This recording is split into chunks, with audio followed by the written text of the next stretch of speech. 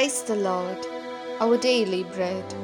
Isaiah chapter 34, verse 16. Search in the book of Lord and read. Not one of these will be missing. None will lack her made. For my mouth has commanded, and his spirit has gathered them. O Almighty God, thank you for giving this wonderful verse.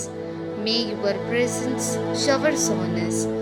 O God, we are constantly moving with the help of the Holy Spirit. Our bodies and souls are possessed with the Holy Spirit, and you have chosen us to be your people. Therefore, bless us to live forever as your people, fearing you and your word and not rejecting them. We ask this in the name of Jesus Christ. Amen. அன்றாட உணவு. எசாயா அதிகாரம் 34 இறை வார்த்தை 16. ஆண்டவரின் ஏட்டு சுருளை ஆய்ந்து படியுங்கள். எதுவுமே தனித்து விடப்படுவதில்லை, துணையின்றி எதுவும் இருப்பதில்லை. ஏனெனில் ஆண்டவரின் வாய்மொழிந்த கட்டளை இது, அவரது ஆவிதான் இவற்றை ஒருங்கிணைத்தது. அன்பின் தகப்பனே, இன்றைய நாளிலே இந்த இறை மன்னாவை கொடுத்ததற்காக நன்றி ஆண்டவரே. இறைவா, தூய ஆவியின் துணையால் தான் நாங்கள் அனுதினமும் இயங்கிக் கொண்டிருக்கின்றோம்.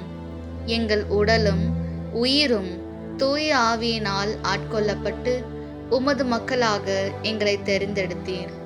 எனவே உம்மீதும் உமது வார்த்தையின் மீதும் அச்சம் கொண்டு அவற்றை உதறி தள்ளாமல் உமக்குரிய மக்களாக எந்நாளும் வாழ எங்களை ஆசீர்வதியும்.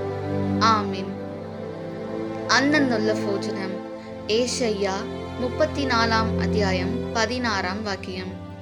കർത്താവിൻ്റെ കീരന്നത്തിൽ കണ്ടുപിടിച്ച് വായിക്കുക.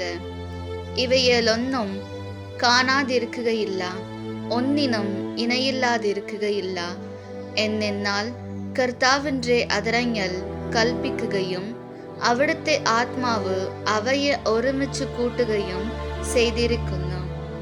ദൈവമേ, അങ്ങയുടെ ആത്മാവിനെ ഞങ്ങൾക്ക് നൽകി ഞങ്ങളെ അനുഗ്രഹിക്കുകയും ഞങ്ങളെ തെരഞ്ഞെടുക്കുകയും ചെയ്ത് അങ്ങയുടെ മക്കളായ ഞങ്ങൾ അങ്ങയെ ഭയന്ന് ജീവിക്കുവാൻ വേണ്ട കൃപാവരം ഞങ്ങൾക്ക് നൽകണമേ.